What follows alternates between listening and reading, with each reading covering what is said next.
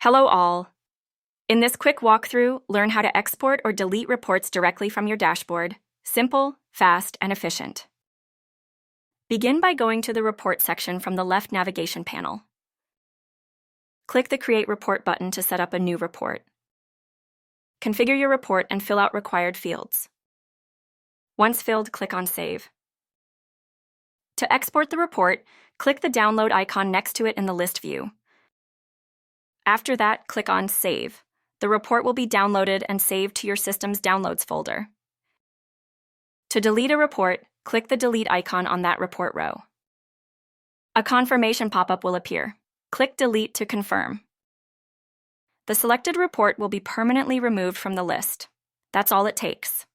Managing your reports is quick and intuitive, giving you more control over your data. Streamline your reporting workflow. Subscribe for more quick demos.